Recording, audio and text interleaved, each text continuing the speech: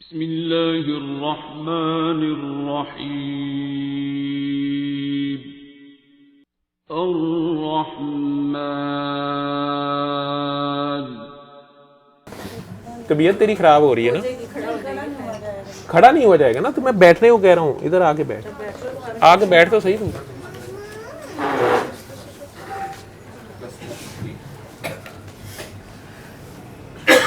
इसको चलने में भी मसला है। और ये अभी रिसेंटली ही शुरू हुआ था। कब से? few months। नीचे बैठना मुश्किल होगा तेरे लिए, फिर खड़ा होना मुश्किल होगा। अच्छा, तो फिर उधर ही तू खड़ी हो जा जहाँ तुझे खड़ा होना ईजी है तुझे। अच्छा, आपने इसको इधर मेरे पास आ जरा, खड़े हो जरा। ऐसे ही कर ले तू, मैंने तुझे कहा दुपट्टे कर।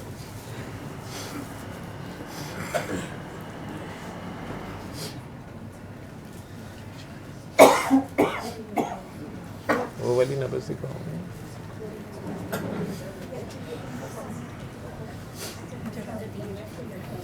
डॉक्टर साहबा को बताया आपने अपना मसला? जी उनकी बात समझ आई है? जी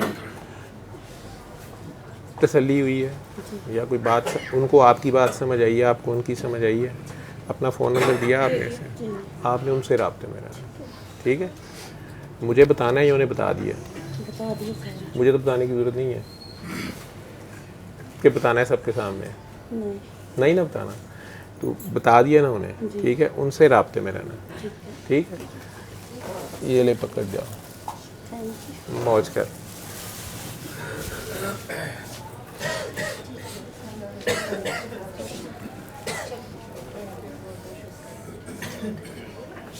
इसका नंबर ले लिया आपने? इनका नहीं, अपना दे दिया। नहीं, उसका नंबर लो, आप उसका नंबर लो, आपने इससे राब्ते में रहना है।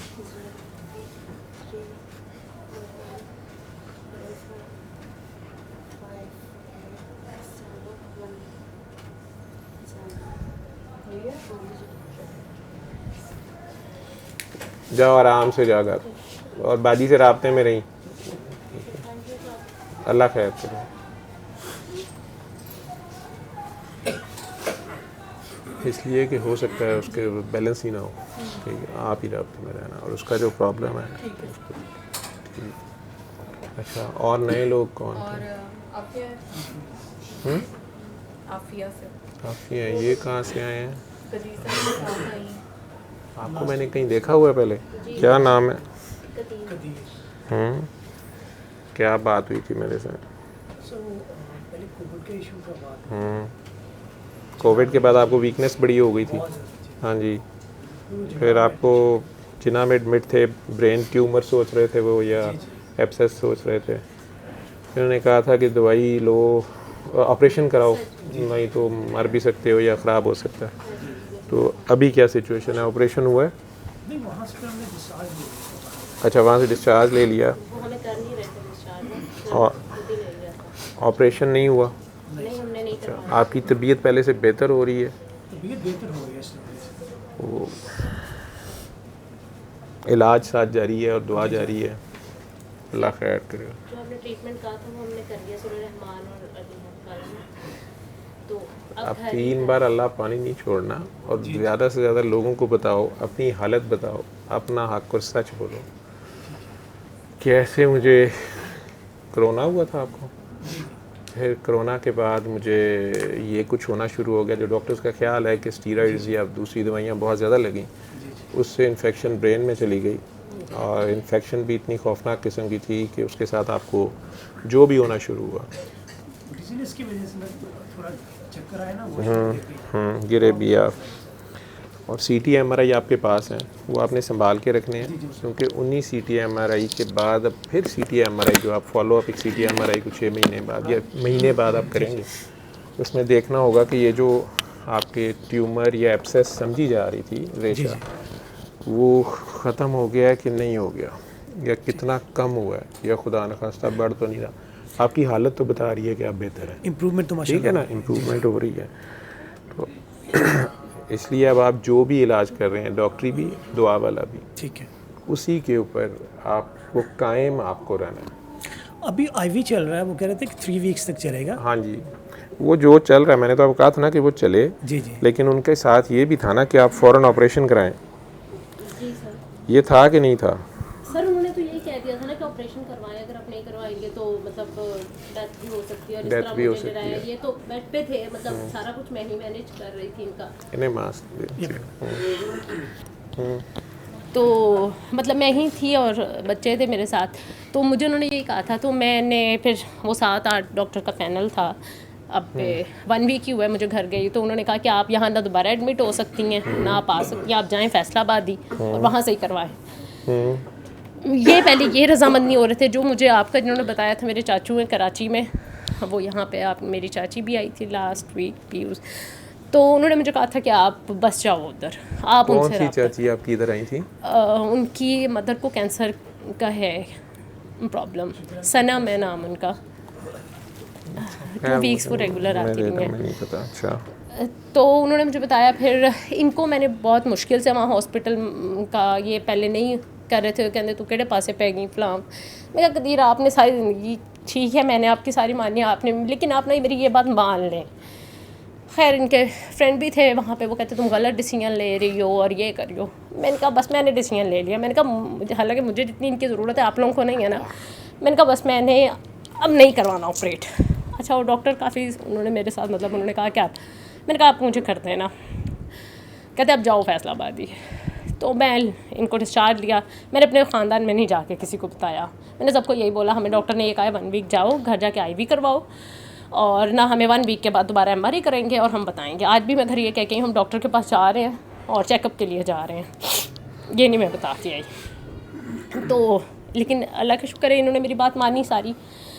तो अब ये है, अब हम इस चीज़ में कन्फ्यूजन में हैं कि IV तो घर चल रही है अभी, क्योंकि मैं अपनी सिस्टर इन लॉ की तरफ हूँ, घर नहीं हम गए। तो अब मैं आगे क्या करूँ, आगे का मुझे समझ नहीं आ रहा है कि इनका मैं, क्योंकि मैं किसी न्यूरो के पास, किसी और डॉक्टर के पास नहीं मैं गई। मुझे नहीं पता आप कंफ्यूजन किस चीज़ की है? कन्फ्यूजन ये कि अब नेक्स्ट उनकी मेडिसिन कंटिन्यू रखूँ, छोड़ दूँ। मैंने बड़ा क्लियर आपको पहले भी बताया था। 2 वीक का हो गया। सबसे पहले आप लोग मेरे ऑफिस में जी बग़ैर बताए ज़बरदस्ती आए थे, तो मैं नहीं मिलता होता। और मैंने आप लोगों को दोनों को उसी वक्त, मैंने इनका भी पॉइंट ऑफ व्यू देख लिया था, ठीक है, क्योंकि मैं कोई स्पेशल आदमी नहीं हूँ, एक आम आदमी हूँ, लेकिन डॉक्टर हूँ और ये काम भी डॉक्टरी के साथ पिछले 20-21 साल से कर रहा हूँ, जो लोगों के नज़दीक जहालत है या बेवकूफ़ी है। जो भी कर रहा हूँ उसमें मुझे नज़र आ रहा होता है, ये पता चल जाता है कि कौन बंदा सिर्फ डेस्परेट होके इस वक्त ये चाह रहा है कि डूबते को तिनके का सहारा, कौन सच्ची मुची अंधे कुएं में छलांग लगा रहा है पूरी नीयत के साथ कि जो होगा देखा जाएगा, किसके पास कोई और चॉइस बची नहीं है, कौन सिर्फ चेक कर रहा है, कौन इस पे खड़ा अभी से डामाडोल नज़र आ रहा है। वो सारी बातें अपनी जगह होती हैं, लेकिन मैंने ये तरीका इलाज कभी भी किसी को फोर्स नहीं किया। पहली बात जो मैंने आप लोगों से की थी, और मैं आज भी हैरान हूँ कि अगर आप कहती हैं आप अभी भी कंफ्यूज्ड हैं, मैंने, और बाद में भी जो आपके फ़ोन आते रहे हैं, तो एज ए डॉक्टर, मैं डॉक्टर्स का आपस में डिफरेंस ऑफ ओपिनियन कई बातों पे होता है, एज ए डॉक्टर भी मेरी अप्रोच ये होगी, ये पेशेंट अगर मेरे पास लेटा होगा, ठीक है, ICU में जिस हालत में ये आए थे आप बता रही हैं, तो ये मैं बीइंग अ फिजिशियन और इंटेंसिव केयर स्पेशलिस्ट, मैं अगर डील करूँगा, मैं यही दवाइयाँ शुरू करूँगा जो कि शुरू हुई, जो कि मोस्ट प्रोबेबल चांस है कि स्टीरॉइड्स के एक्सेसिव यूज़ की वजह से, मरीज़ की अपनी इम्यूनिटी कम होने की वजह से दूसरे कुछ जरासीम होते हैं जो कि उसके ऊपर ज़्यादा अटैक कर देते हैं। शुगर भी साथ हो जाएगी, उसके साथ मुख्तलिफ जरासीम जिनमें TB भी है, कुछ और जरासीम है जो स्किन पे नॉर्मली होते हैं, बॉडी में कई जगह होते हैं स्टैफ, वो जिस्म पे जिस तरह फोड़े बना देते हैं, ये शुगर के मरीज़ों के बहुत बड़े बड़े कार्बंकल हम उन्हें कहते हैं, बड़े बड़े गाढ़ उन्होंने कहते बना देते हैं, वो अगर खून में चले जाएं तो बॉडी के अंदर जहाँ भी जाएंगी वहाँ पे भी उसी तरह के गढ़ बना देते हैं, उसे हम कहते हैं एब्सेस बन गई है, रेशा इकट्ठा हो गया है। वैसे कुरान करीम में तो अल्लाह ने फरमाया है कि रेशा क्यों हो जाता है, कैसे होता है, वो भी है। अल्लाह हम सबको माफ़ करे। हम में से कोई भी हाजी तो है नहीं, गुनाह भी हो जाते हैं और सारा। किसी वक्त भी हम सबको वो तौबा की तौफीक देता है। तो जब आप मेरे पास आए थे बेटे, तो वो आपके वर्ड्स ये थे, मुझे नहीं पता आपने इन्हें बताया हुआ था या आपके डॉक्टर्स ने इन्हें बताया हुआ था कि नहीं बताया हुआ था। आपके वर्ड्स ये थे कि न्यूरोसर्जन ने मुझे ये बताया है कि चूँकि ये जो 2, 3, 4 ट्यूमर लाइक या एब्सेसेस हैं या मैसेज हम उसे बोलते हैं, स्पेस ऑक्यूपाइंग लीजन्स ब्रेन के अंदर हैं और ये बहुत नीचे हैं, तो हमें जब इन्हें निकालना है, वहाँ से रेशे को निकालना है, तो हमें ऊपर से जो नॉर्मल दिमाग का हिस्सा है वो हम काटेंगे। जब उसे काटते हुए नीचे जाएंगे तो हो सकता है कि इनका एक हिस्सा फालज हो जाए और लाइफ लॉन्ग वो ठीक हो या ना हो, या नीचे वाला धड़ मफलूज हो जाए या एक साइड मफलूज हो जाए, ये बोल सकें या ना बोल सकें, और ये सारा कुछ यही है। और आप रो रही थी उस वक्त बहुत ज़्यादा, ठीक है। जिस किसी ने भी आपको मेरे पीछे भेज दिया, आपका ख्याल था कि मैं कोई या डूबते को तिनके का सहारा, कि मैं पता नहीं क्या करूँगा और क्या हो जाएगा। तो बेटा मैंने उस दिन भी कहा था कि आप सूरह रहमान शुरू करें, और कसीदा भी शायद मैंने बताया होगा, मुझे नहीं याद, कि इन्हें सूरह रहमान और अली हक की दुआ बताई होगी। जिस भी उस वक्त जब मैं मरीज़ से बात कर रहा होता हूँ, तो कोई फार्मूला तो है नहीं, मैंने जो उस वक्त आता है मैं बोलता हूँ। उसके बाद जब आपके मेरे फ़ोन आए और आपने मुझे 2-3 बार फ़ोन किया कि डॉक्टर्स सर्जरी के लिए इंसिस्ट कर रहे हैं, तो मैंने आपको मेडिकली, मेरी अप्रोच ये है, ठीक है, और मेरे अकेले की नहीं है, ये बहुत से डॉक्टर्स की ये अप्रोच है, कुछ की इससे अपोजिट है। तो मेरी अप्रोच ये होती है मेरे ऐसे पेशेंट के अंदर जहाँ पर मैंने भी सारा ब्लाइंड करना है और रिस्क बेनिफिट रेशो देखा जाता है, ठीक है। तो उसमें जब आपने मुझे कहा कि मरीज़ की हालत तेज़ी से बेहतर हो रही है, अब चाहे वो दवाइयों से बेहतर हो रही है या दुआ से बेहतर हो रही है, लेकिन वो बेहतर हो रही है, उसका जो प्राइमरी मसला है वो बेहतर हो रहा है, और उसको चूँकि लम्हाती तौर पे हैवी डोज स्टीरॉइड्स गए, उसकी इम्यूनिटी कम हुई, उसका ये मसला हो गया। अब अगर उसका खाना पीना ठीक होता है अब स्टीरॉइड्स नहीं दिए जाते, या उसकी इम्यूनिटी कुछ बिल्ड होती है, खून की कमी है, खून लगाया जाता है, व्हाटएवर, और मरीज़ की चूँकि हालत इम्प्रूव हो रही है, तो फिर मैं इसे कहते हैं कंजर्वेटिव अप्रोच। तो मैं सर्जरी के ऊपर या एग्रेसिव अप्रोच पे नहीं जाऊंगा, मैं इंतज़ार करूंगा कि मैं यही टीके या यही इलाज, दुआ भी, ठीक है, मैं इसे जारी रखूं। इसमें रिस्क है, बीइंग ए डॉक्टर इसमें भी रिस्क है, ठीक है, ये बीमारी बढ़ सकती है। हो सकता है हम, एक जरासीम होता है स्टेप्टोकोकस या स्टेफलोकोकस, हम उसका इलाज कर रहे हैं, ये है ही टीबी है। अगर वो टीबी है तो वो विद पैसेज ऑफ टाइम हाथ से निकल जाएगी, ये ज़्यादा बढ़ सकती है, ठीक है। जितना ज़्यादा वो अंदर रेशे या वो पॉकेट्स बनी हुई हैं ब्रेन के अंदर, उनके साथ इनका खड़े होना और बैठना खुद एक मोजज़े से कम नहीं है, ठीक। लेकिन उसके बावजूद चूँकि मेरे सामने मरीज़ जो है उसका हमारे लफ्ज़ में कोई फोकल न्यूरोलॉजिकल डेफिसिट, या मरीज़ को उस सारे के होने के बावजूद अल्लाह करीम ने उसको चलता फिरता और होश में रखा हुआ था, और दवाइयों से उसकी हालत बेहतर हुई है। चले मैं कहते नहीं दुआ से बेहतर हुई है, दवाइयों से बेहतर हुई है, ठीक है।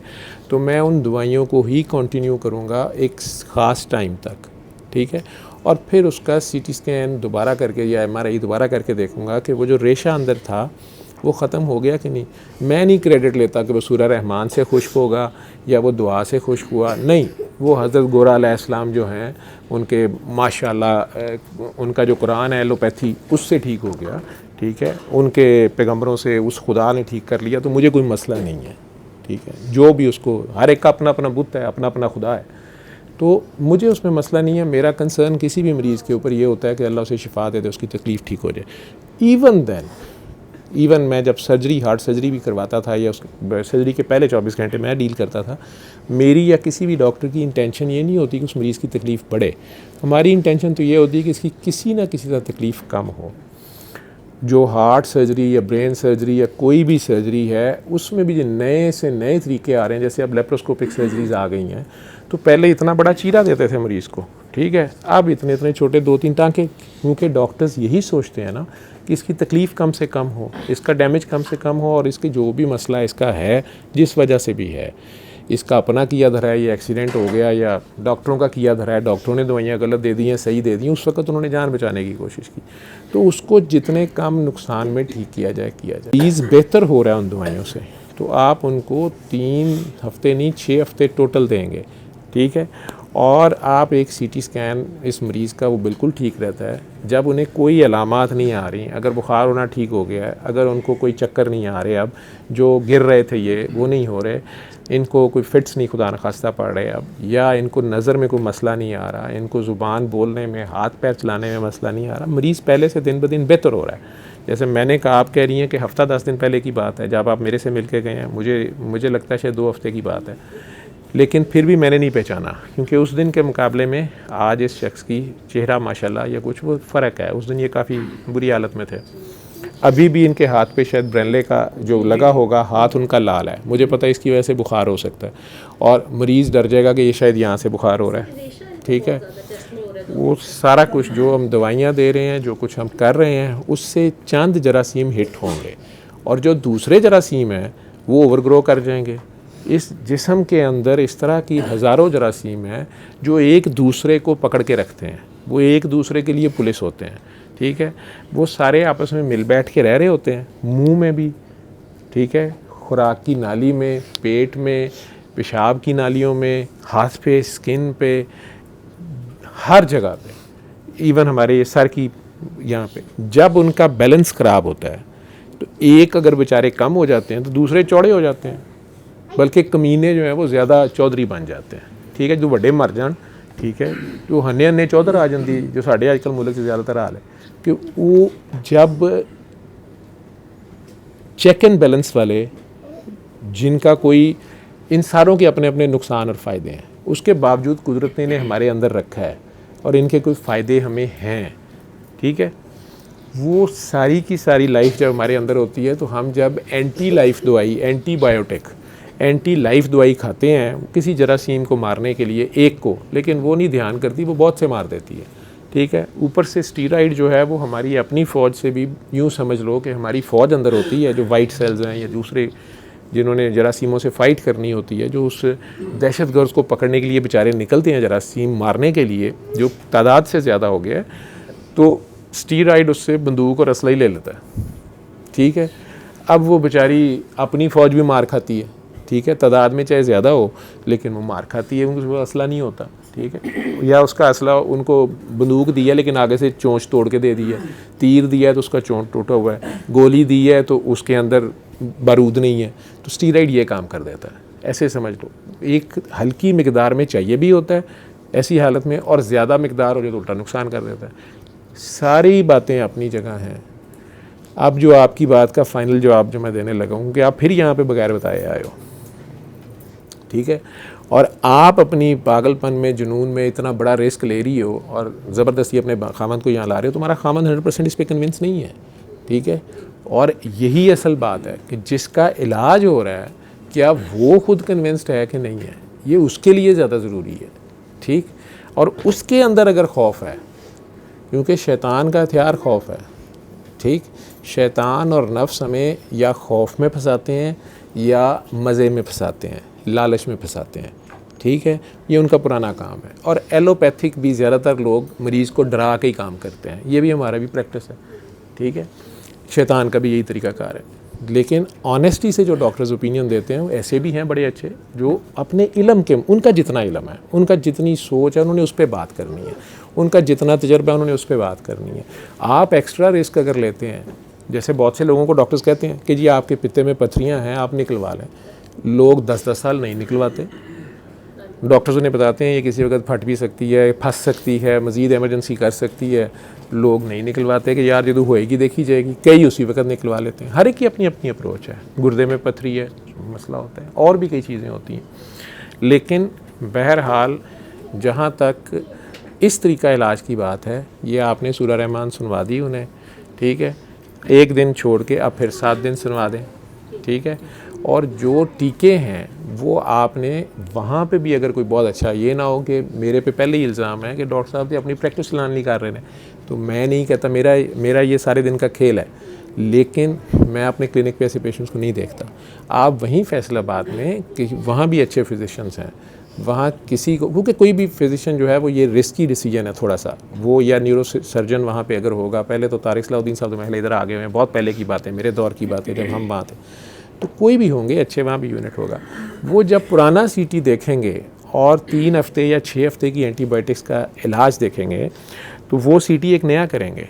तो उनका दिमाग नहीं ख़राब कि वो पैसे, सारे लालची नहीं होते कि वो पैसे बनाने के लिए या वो अपना हाथ सीधा करने के लिए, अल्लाह माफ़ करे ऐसे भी कुछ लोग होते हैं, ठीक है, एक्सेप्शंस आर ऑलवेज देयर, कि वो कहे नहीं जी फिर भी मैनू ऑपरेशन करन दिओ, मैनू बायोप्सी लैन दिओ, मैनू। जब एक चीज़ सामने नज़र आ रही है कि मरीज़ जो है वो बेहतर हो गया है, चलो सूरह रहमान से नहीं हुआ, टीकों से, एंटीबायोटिक से हुआ, तो बेहतर हो गया, तो किसी का दिमाग ख़राब नहीं है कि वो इसको खोले फिर, ठीक है। वो उन्हीं दवाइयों को, उसके साइज़ को देखते हुए, उसकी प्रोग्रेस को देखते हुए वो दवाई को कुछ मॉडिफाई कर देगा कि आप इस दवाई को बंद कर दें, या इसके साथ की खाने वाली दवाई अब ले लें, आप टीके बंद कर दें, या इसको भी बंद कर दें, ठीक है।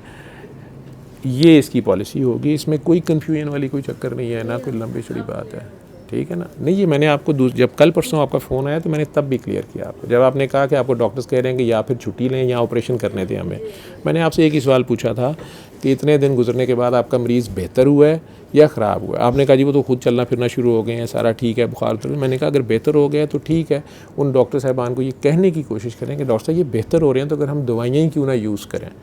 लेकिन सरकारी अस्पतालों में हमारे पास दूसरा मसला ये होता है कि मरीज़ इतने ज़्यादा होते हैं, बेड्स नहीं होते। उन्होंने फिर आपको इसलिए रिलीव किया होगा कि आप ये टीके घर जाके लगाते रहें, हमें ऑपरेशन वाले पेशेंट्स को रखना है, जिन्होंने ऑपरेशन करना है, बाद में रुकना है, उन्होंने छुट्टी दे दी होगी, ठीक है, दूसरे शहर से आपने उन्हें तो भेज दिया होगा।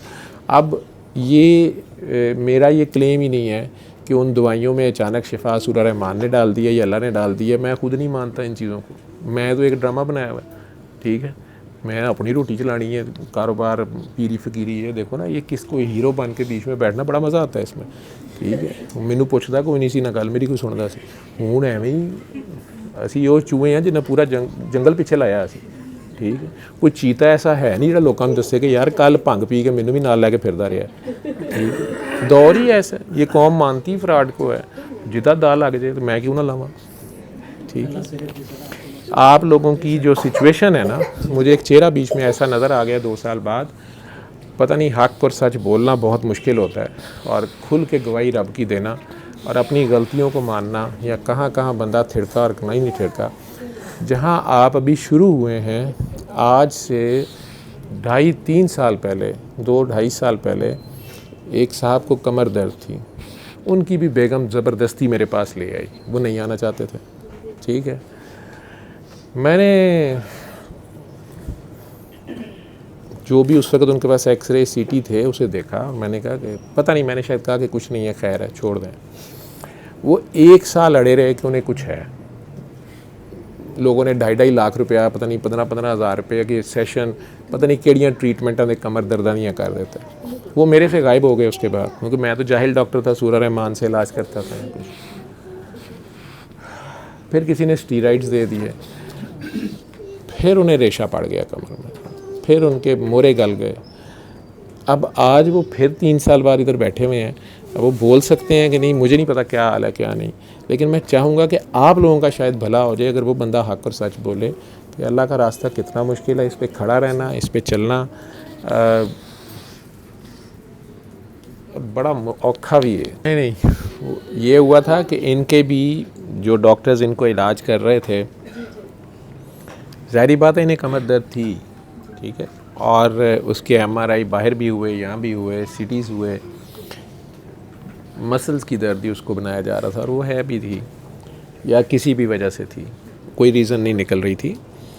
उसके बाद किसी साहब ने इन्हें स्टीरॉइड्स और इंजेक्शंस लगा दिए,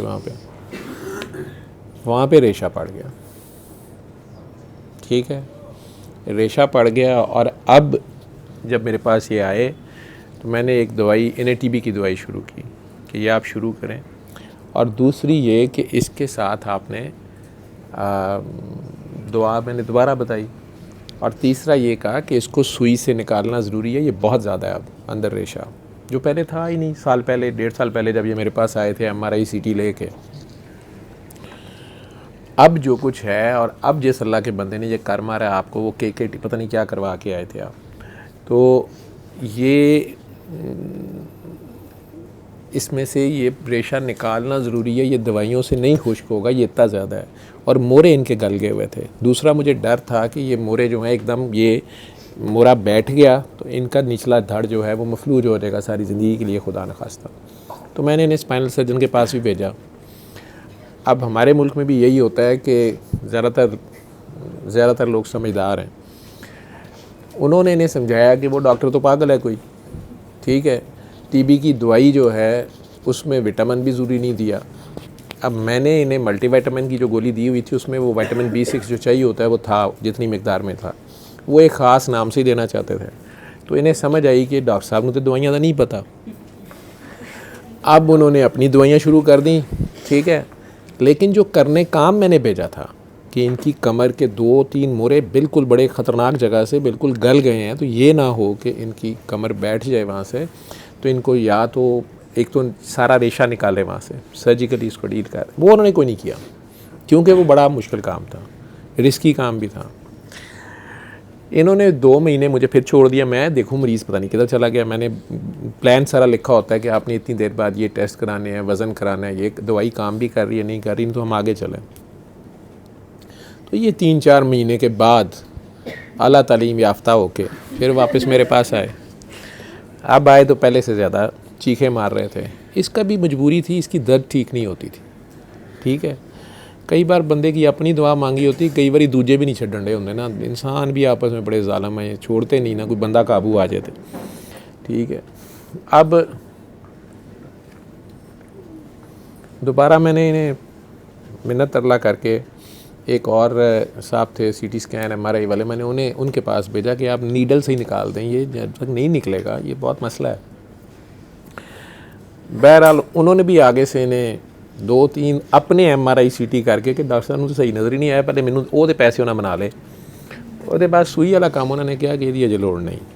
तो ये बेचारा चीखता चलाता चला गया। वज़ीराबाद से आगे कहीं इनकी रिहाइश है, गुजरात के पास शायद जहाँ भी है, वहाँ इनकी फिर तकलीफ़ बढ़ी। तो इनका यहाँ से पहले ऑपरेशन हुआ है अपेंडिक्स का, वो जगह फूल गई। अब इन्हें कोई पता नहीं कि ये नया मसला क्या हो गया है। वो जो रेशा था वो अपना रास्ता बनाता हुआ पट्ठों में से वो तकरीबन उधर को निकला है, किसी को पता नहीं। वहाँ जो लोकल अल्ट्रासाउंड वाले एक साहब थे, उन्होंने कहा जी मैं अल्ट्रासाउंड के साथ सुई मारता हूँ, इसको निकालता हूँ, रेशा तुम्हारा जो पुराना अपेंडिक्स सा लगता है, जो ऑपरेशन हुआ हुआ है वो जो रेशा पै गया, इसको निकाल के देखते हैं। अब जब उन्होंने सुई मारी तो वो गले पड़ गई, उसे टूटियाँ खुल गई। वो इतना रेशा था उसे निकलना ही था। वो डर गए बेचारे कि कहाँ से आ रहे। उन्होंने वापस भेजा इन्हें लाहौर, उन्हीं साहब पहले वालों के पास, क्योंकि वापस में उस्ताद शागिर्द टाइप भी थे। उन्होंने भी हाथ डालने, कोई ऐसे केस पे हाथ नहीं डालता, ठीक है। बहरहाल ये वापस फिर मेरे पास आए कारनामा करके। फिर दोबारा इनको मैंने दवाइयाँ इनकी रीएडजस्ट कर दी और फिर दुआ पे लगाया, लेकिन दुआ इन पे पता नहीं क्यों नहीं ज़्यादा चलती थी, ठीक है। भी मैं सारी रात एक मसले ते खलो के दुआ मंगी जा कि या अल्लाह दा मुंडा जम्मे, ठीक है। एक कही जे कि या अल्लाह मैं ते मैनू औलाद चाहिए नहीं, तो अल्लाह एदी मनेगा कि मेरी मनेगा, वो इसकी मानेगा, ठीक है। अल्लाह दिलों के हाल अंदर से जानता है, ठीक है।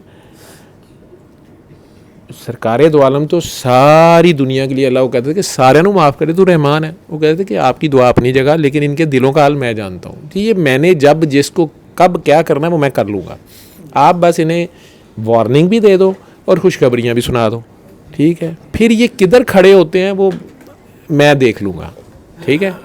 और सरकार के उस जज्बे के बावजूद उन्हें करबला तक भी दिखाई गई होगी, उसके बावजूद उन्होंने शिमर के पैदा होने से भी पहले उसके लिए दुआएं की हुई हैं। ये उनका ज़र्फ़ है, ठीक है, और ये उनका टेस्ट है। ये उनका यूँ कह लें कि अल्लाह की तरफ से एक बहुत बड़ा इम्तिहान है, सब जानते बूझते हुए दुआ करना, ठीक है, और सारी उम्मत के लिए करना। बहरहाल बेचारे फिर फंस गए, फिर मेरे पास आए। अब वो यहाँ से टूटी ना बंद हो, ठीक है, लेकिन अल्लाह ने वो एक ब्लेसिंग इन डिस्गाइज थी। वो अल्ट्रासाउंड वाले भी सैयद बादशाह हैं बेसिकली, उन्होंने हथे अल्लाह ने एक काम कराना सी, वो छेड़ते बैठे तो अब रीछ ना छोड़े ना कंबल छोड़े। तो बहरहाल वो अल्लाह का लाख लाख शुक्र है कि वो काफ़ी रेशा निकला और दवाई भी ये लेते रहे, ठीक है। फिर इन्हें मसला था कि ये जिस मुल्क में इन्हें जाना था वहाँ आगे पता चल जाए कि टीबी है, तो इनकी नौकरी भी गई, वीज़ा भी गया, सारा कुछ गया। फिर काम भी इनका इस किस्म का था कि इन्होंने वज़न उठाना था, उसमें कमर का मसला है, ठीक है। फिर मैं इन्हें जो खुराक बताता था कि आपका वेट ना बढ़े लेकिन खुराक अच्छी भी चाहिए, उनकी दवाई बड़ी गर्म है ऐसे समझते हैं, ठीक है। वो इन्हें खाने पीने का माशाल्लाह शौक़ है, वज़न बढ़ाने का भी इन्हें शौक़ है। गुजरां वाले का बंदा होए तो खांदा पींदा ना मरे, ये तो नहीं हो सकता, ठीक है। तो अब ये माशाल्लाह बाहर दे मुल्कों फिर आ गए ने, मैनू नहीं पता नवा की तोहफा ले आए ने, ये मैनू नहीं पता, ये एवं नहीं आते, ठीक है, ठीक है। तो पहली बार इसके चेहरे पे हंसी है, और करना कराना हर बंदे ने खुद होता है। और